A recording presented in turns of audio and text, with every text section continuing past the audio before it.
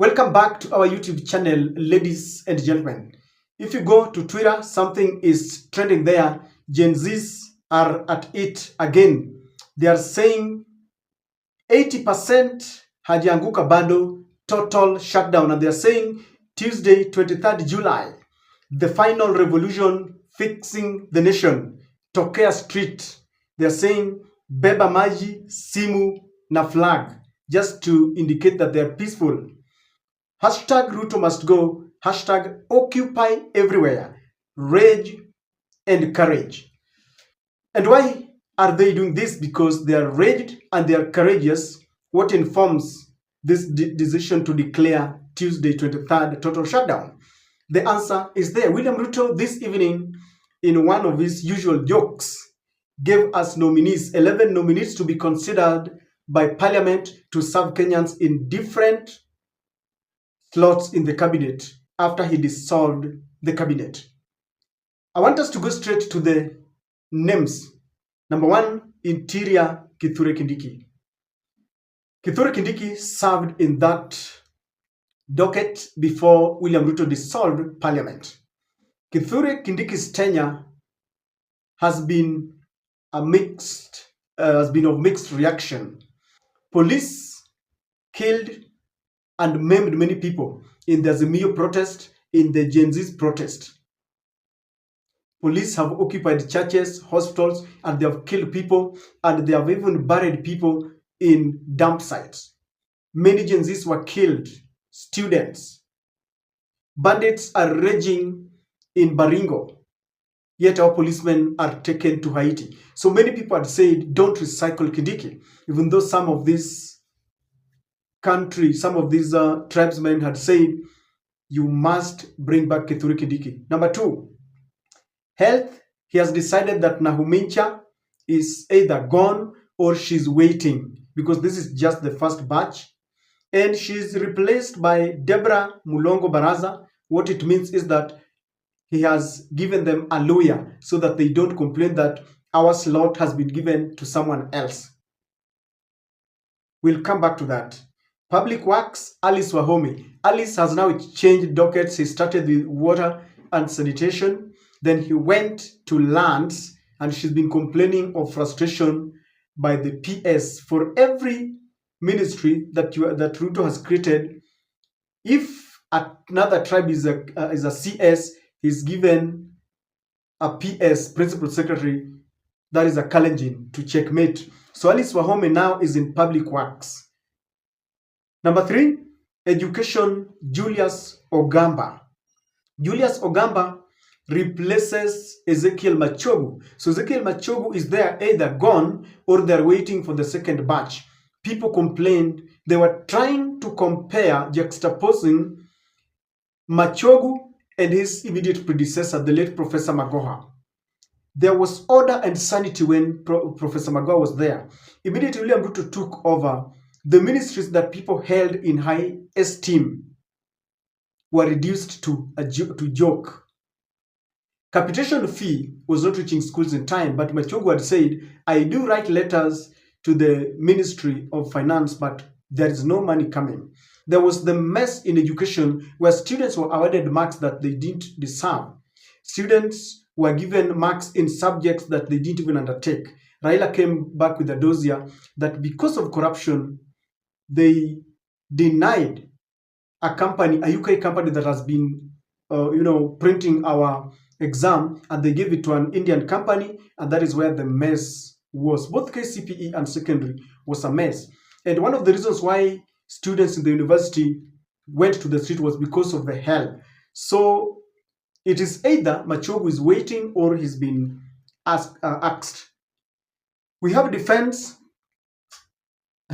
Duale is back after chest thumping. He was even issuing threats in Twitter saying they will not allow external forces to interfere with the demonstrations. And I did a video on that because I said Duale had not resigned. You know, when William Ruto dissolved the cabinet, there are members of the cabinet that did not go home. They were working.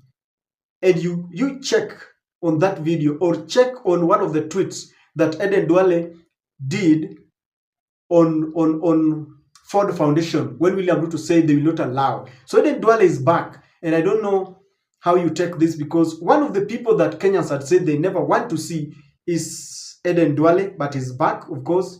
Agriculture, the ever chest thumping Kithure Kindiki is gone or waiting, because you never know with this government, they might bring them back. There was fake fertilizer that got entry into our NCPBs, into the supply chain.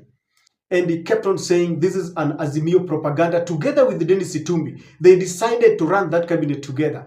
And he was saying there is no fake fertilizer. People did not want to see him. There's been a lot of mess in that, including the PS Rono in that docket disagreed with him. So it is either he's waiting or he has gone. We have environment, Soipan Tuya. She's back in that ministry. I don't know what to say about her.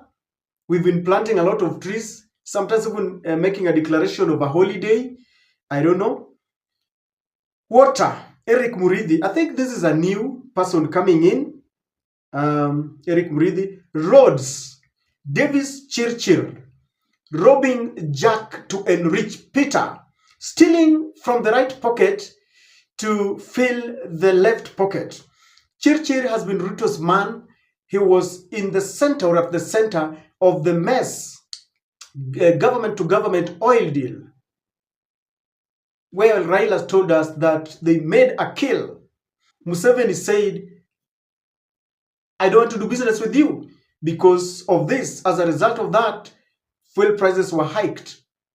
And people are saying, Chirchir must not come back. Chirchir has taken over from Murkomen. Murkomen messed up roads as Chirchir was messing up the energy ministry. So what has Ruto done? Swapping. Because those ministries are lucrative. Chirchir is going to take over from where Murkomen left it. What is William Ruto telling you? Utadu. We have ICT Dr. Margaret Ndungu. Owalo is gone. And I don't know whether he's waiting, but Owalo, if you ask me, he's gone. And I will tell you why. Now that they are crafting a government with Raila Odinga, I believe Owalo is gone. Attorney General Rebecca Miano. Rebecca was in trade. Jesus Christ. We thought Kithure will take this if at all he had to return him. So Rebecca Miano takes over as AG. Ladies and gentlemen, this is a total joke. When William Ruto dissolved the cabinet, it was as a result of pressure from Gen Zs. He had told them when they had a discussion on X Space that he was not going to dissolve that cabinet, but as a result of pressure, William Ruto dissolved it, and he is telling us that he listened to them. If he really listened to them, he wouldn't have returned these people. We have how many people? How many millions do we have in Kenya? We've got Gen Zs. Is there any Mama Mboga here? Boda Boda? Is there any Gen Z that you've seen his or her name? This is a total joke. And it seems William Ruto knew what he was doing. As I told you, William Ruto wanted things to calm down. He wanted that momentum to cool down. And one person told us that you don't trust William Samoei Ruto. Just by dissolving this cabinet gave him an opportunity to kick out and bring in new names that he wants to be there. If there was corruption in this ministry, it is going to be perpetuated. If there was wastage, going to be perpetuated. I asked you one question. Do you think anyone can perpetuate corruption in his docket if William Ruto does not allow him? Do you think if he says, I don't want an iota of corruption in your docket, do you think they can tolerate corruption? It cannot. William Ruto never campaigned on a platform to eradicate corruption. He campaigned on bottom-up economy that has flopped. And Gen Zs are going back to the streets and they're saying, occupy everywhere. He was taking people for a ride. People told him, stop recycling. He has recycled them. In those lucrative ministries, roads, we have the Attorney General is there. We have health and we have interior docket and then defense. This is unacceptable. There was no way. Why did he even now dissolve the cabinet? Because there's nothing he did. I'm sure Murkomen is coming back. And he has given this as a test. He wants to see what people are going to do. If people relax because he believes in just beating them and killing them, we have an acting uh, IG, Douglas Kanja, and he has decided that he's going to meet people with full force. Now, Gen Zs have said we are occupying 23rd Tuesday. It's going to be total lockdown, total shutdown, because this is a joke. We are coming for you. So the battle lines are drawn. It is still going to be William Ruto versus the Gen Zs. Instead of giving us this, we thought he would dissolve the PSS. People are making demands, he's recycling them. He never takes people seriously. He thinks people are joking.